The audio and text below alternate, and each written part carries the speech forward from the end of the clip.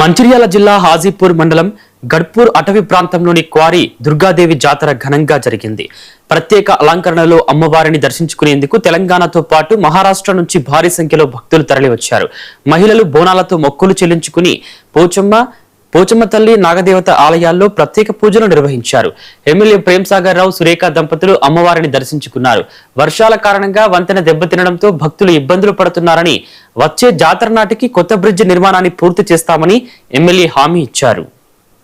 ఈ గడప గ్రామ పంచాయతీ పరిధికి వస్తే వాళ్ళ కమిటీకి గ్రామ పంచాయతీ నిర్వహిస్తుంది. దీని తర్వాత కమిటీగా పెడతాం.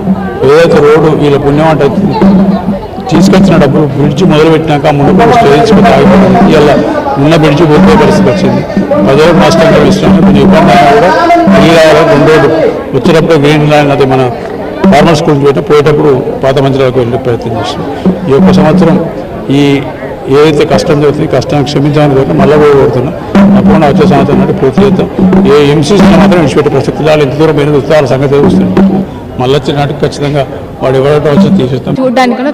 వారి దుర్గామాత అమ్మవారి దేవస్థానం ఏసీసీ 30 సంవత్సరాల నుంచి యథావిధంగా ప్రతి సంవత్సరం వస్తాము. అమ్మవారి కోరిక మొక్కులు కంపల్సరీ తీస్తారు.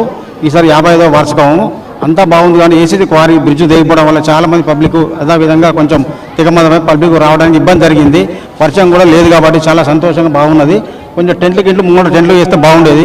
వాటర్ సౌకర్యం చేస్తే బాగుండేది అని నేను కోరుకుంటాను. అనిపిస్తుంది జనాలందరికీ. కానీ ప్రతి ఇయర్ చాలా ఫెసిలిటీస్ కూడా ఉన్నాయి. చాలా ఒక 5 years అవుతుంది. మా అమ్మ వాళ్ళది మంచిర్యాల, మాది మెట్పల్లి. అక్కడ మెట్పల్లి నుంచి మేము ఇక్కడ చూడడానికి వచ్చినాం. వారి దుర్గామాత అమ్మవారి దేవస్థానం ఏసీసీ